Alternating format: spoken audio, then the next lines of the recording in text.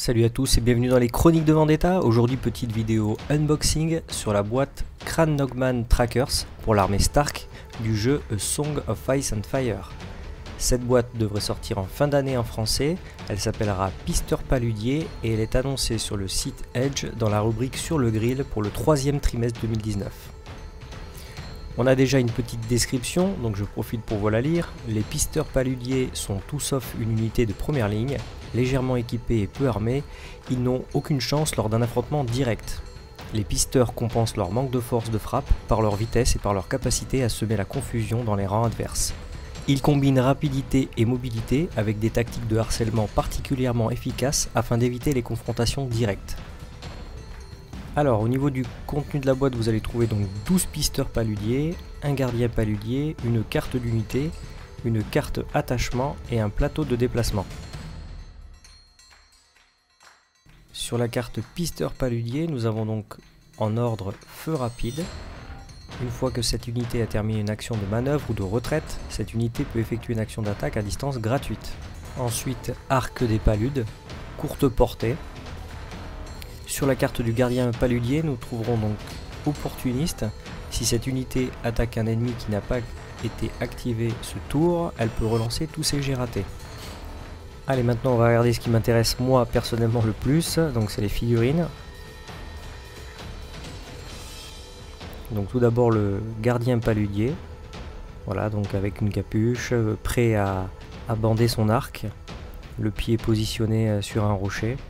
Une belle figurine pour utiliser aussi dans d'autres jeux, hein. Comme vous savez, j'aime beaucoup utiliser les figurines de plusieurs gammes. Ça ferait un joli ranger pour le jeu Ranger of the Shadow Deep. Nous avons donc le deuxième archer. Donc lui, il a bandé son arc, il est prêt à viser. Donc il a une barbe, son carquois dans le dos.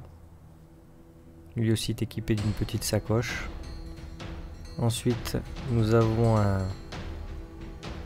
un pisteur avec donc une épée et une dague. Voilà, la pose est vraiment dynamique. Il a les cheveux au vent.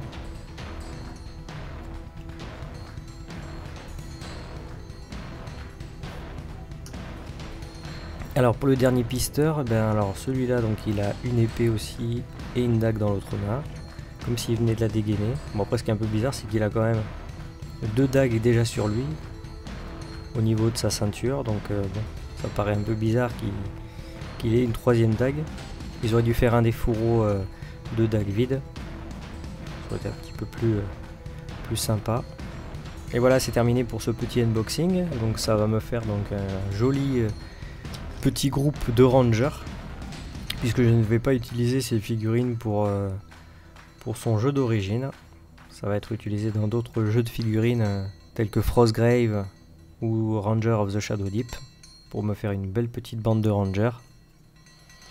Voilà, en tout cas c'est vraiment des jolies figurines. Donc c'est fait en partenariat avec Dark Sword Miniature, hein, qui font vraiment de très jolies choses. N'hésitez pas à vous abonner à la chaîne et je mettrai quelques photos supplémentaires donc, de ces figurines sur ma page Facebook, les Chroniques de Vendetta. Et je vous dis à la prochaine pour une nouvelle vidéo.